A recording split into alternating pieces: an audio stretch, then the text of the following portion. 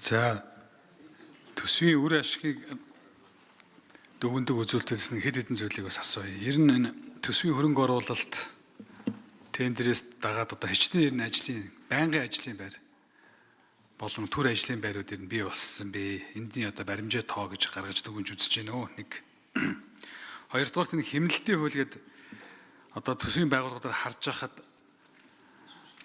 тэгтээ тэргүй заавалшгүй нэг байгууллагад гарах ёстой энэ зардлуудыг өөр байдлаар гаргадаг нэг юм хэвшил бий болцсон байгаа. Тэгэхээр энэ нь өөрөө эргээд улс орон даяараа нөгөө аудитын дүгнэлтээр одоо буруу зүг рүү өөрсдөө хит одоо нөгөө хуурай хууль гаргаснаас болоод ийм асуудал гараад ирдэг. Тэгэхээр энийг одоо манай ихэнх төсөв захирагч нар сууж байгаа баг. Байгууллага дээр байдаг нэг юм арга хэмжээнүүдийг гаргаж болохгүй гэсэн нийтэд нь. Энэ тал дээр одоо ямар нэгэн зөрчил байна уу? Аудитын газраас асуумаар байна. За төрийн албан хаагчдын одоо саяны 14,000 цомогдохноо гэдээ одоо сая ярьсан. Тэгээд 6,000 7,000 орчим нь одоо яг сул оронтой байгаад байна гэж байна. Тэгээд энэ 7,000 орчим одоо сул оронтойгоос өнгөрсөн он гэхэд хичнээн нэр нь зайлшгүй авах шаардлагатай оронтойнод байгаа бай. Гэдгийг асуумаар байна. За ажилгүйдлийн даатгалын сангаас хичнээн төгрөг гарсан бай. Өнгөрсөн оны одоо 24 оноос хойш одоо янз янзын наашаа чаашаа хөдөлсөн хүмүүс зөндөө байгаа. Энд одоо хичнээн төгрөг гарсан бай гэдгийг бас асуумаар байна. За эрүүл мэндийн даатгалын сан одоо хүрэлцэхгүй, эмнэлгүүдийн санхүүжилт хүрэхгүй байгаад байдаг. Цаашдаа одоо энэ эрүүл мэндийн даатгалын санг оны эцэсгэхэд бодитоор өглөг. За мөн одоо энэ ер нь бол цаашдаа прогнозоор эрүүл мэндийн даатгалын сангийн одоо хэрэгцээ шаардлагууд улам цаашаа өснө. Энийг одоо ямар их усрээр одоо цаашдаа ер нь хийх одоо бодол байна уу гэдгийг асуумаар байна. За ипотекийн зээлд хичнээн хүн хамрагдав. Хичнээн одоо хүмүүс шинээр хамрагдав. Дээрэс нь метр квадратаар нь авч үзвэл нэг хичнээн хүн байна уу гэдэг ийм тоо баримжаа тоо байна уу. За энэ юуны дүгнэлтэнд гарсан байна. Манай засгийн газрын байгууллагуудын банкнд дах хадгаламжийн мөнгөн үлдэгдэл 2 их найд болж 9.10 орчим хувиар өссөн байдаг. Энийг ер нь банкудад хэдэн хувийн хүүгээр байршуултээ. Харилцах дансны үлдэгдэл гэж явж гэнэ үү? Яг хугацаагүй хадгаламж гэж явж гэнэ үү? Энд одоо баримжаа тоо байна уу? За ийм асуултуудыг асуух.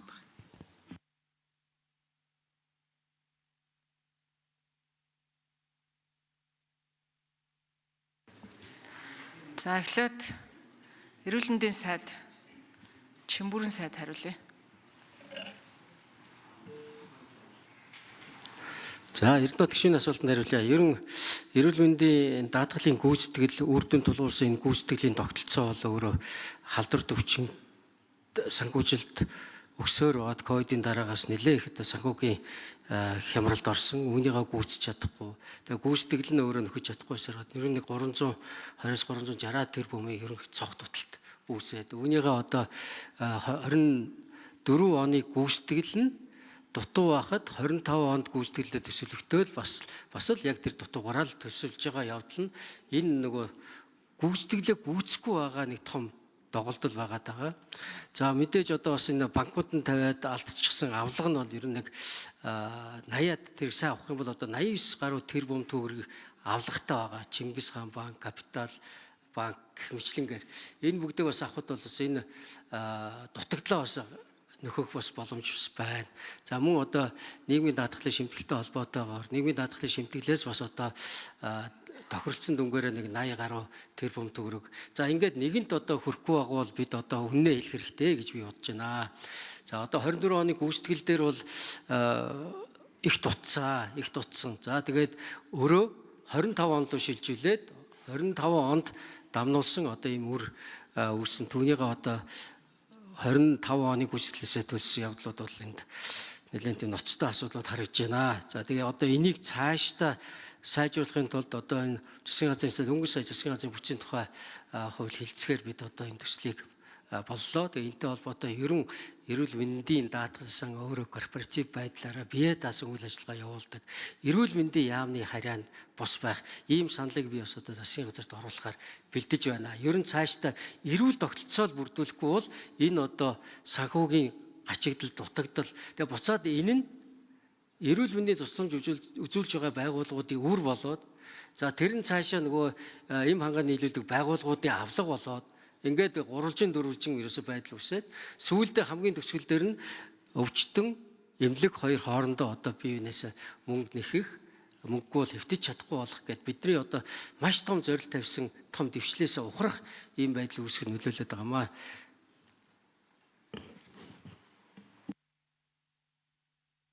За ипотекийн орон сууцтай холбоотойгоор барилга утгуулалтын сайд. Барилга утгуулалтын амны төрийн наримчгийн дарга микрофон дээрээс хариулъя. Барилга утгуулалтын сайд таач уу? Хотоол барилга орон сууцчлалтын сайд. Төрийн наримчгийн дарга. Бидний амнаас хүн байхгүй мүү? Мөнгө өрөөг юм уу? 2024 онд барилга утгуулалтын ам.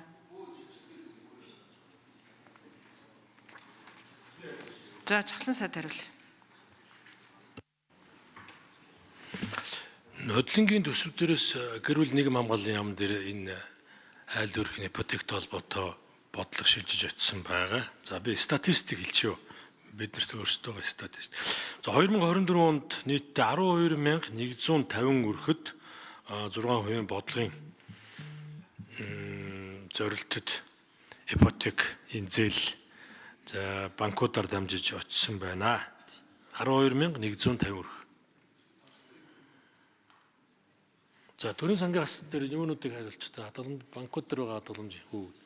Ер нь бол банкуд сүүлийн 5 жил банкуд дээр шинэ хадгаламж нэгж тохиолдолд нээгэг байгаа. Энэ зүгээр гүйлгээний төрийн сангаас гарч явсан за төсвийн ерөнхийлөн захирагчдын шууд захирагчнаа дээр очиод зарлагдаж байгаа ийм хөрөнгө үйлдвэрлэлүүд байгаа шиг байна.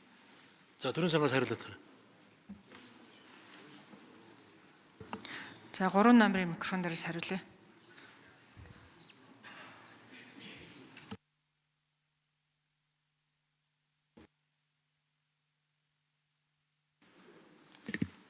За та хүндээ оройн мэд төргийн Эрдэнэт гишүүний асуултанд хариулъя. Сангийн яамны төрийн сангийн газрын дарга цог өдрөх. За 24 оны жилийн эцсийн байдлаар бол дотоодын 16 банкнд бол банк санхүүгийн байгууллагад 14.2 их найт төгрөгийн мөнгө хөрөнгө үлдэгдэлтэй гарсан байна. За тэгээд банкудаар бол задгаа мэдээлэлүүд нь байгаа. Төрийн өмчт компаниуд болон төслүүдийн дасны үлдэгдэл. Тэрнээс төсвийн байгууллагуудын харилцах данснууд бол төрийн сангаар дамжин гүйлгээ өгдөг. Уга арилжааны банкнд бол данс байхгүй.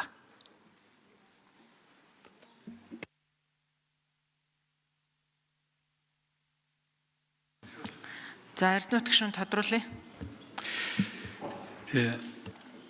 Сая ихний асуултаар яг ерөнхий том дүр зургаар харахад энэ бид нар жилдээ олсон мөнгөө төсөв болон зарцуулаад ямар үр дүнд хүрээд байгаа юм бэ гэдэг нь хэдэн юм чухал байна шүү дээ.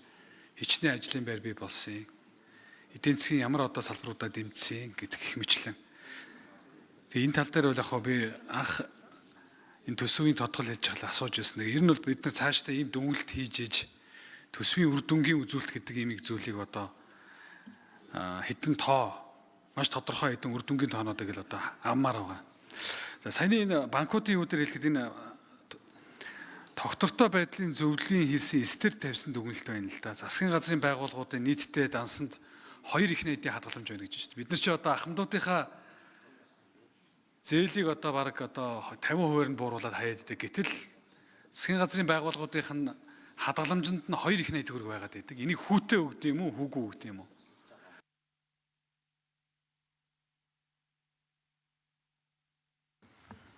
За төрийн саныг сан тодорхой хариулах тахтай. Хадгаламж биш байхаа харилцах станцн дээр байгаа юм шиг байна гэж та хэлээд тах шиг байх юм. Яг төрийн өмчт компани дээр нь хэд байгаа юм гээд төсвийн доктортой байдлын зөвлөлөөс эсвэл хариулах уу? Тайлан дээр нь дурдсан мам чинь. Аудитын тайлан дээрс. За 3 номерын ажлын хэсгийн микрофон.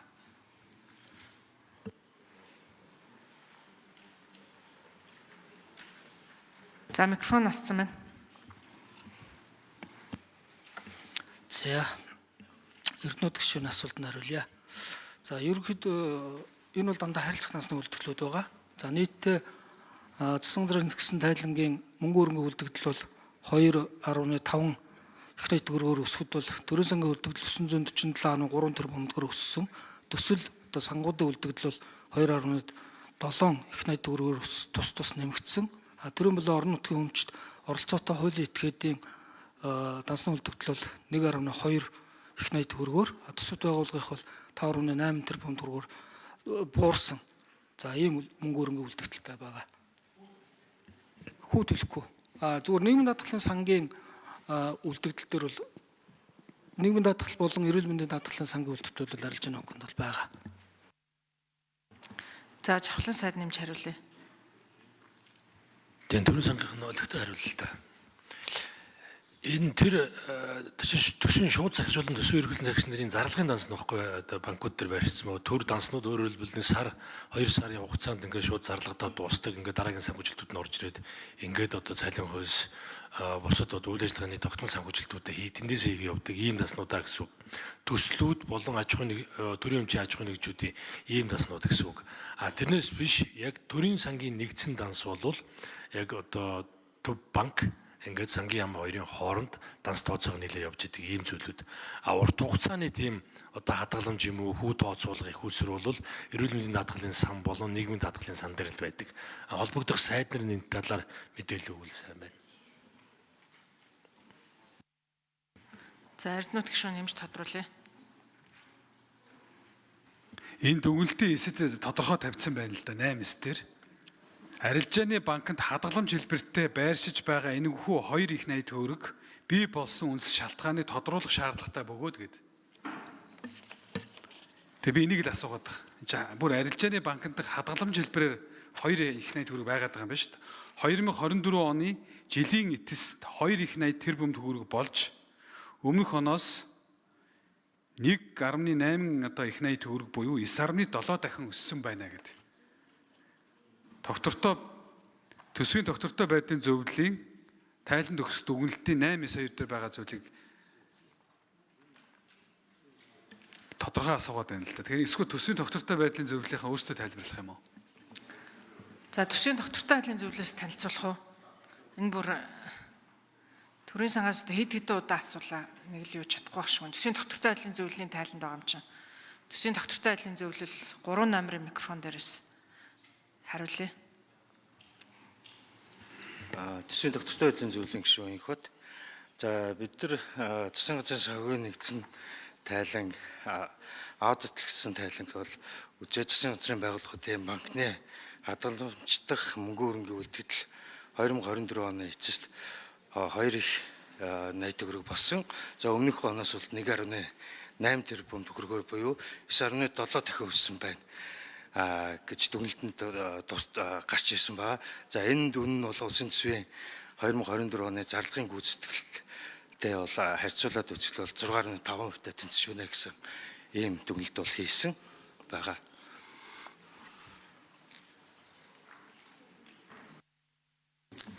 За Далайн Батбаяр гишүүн.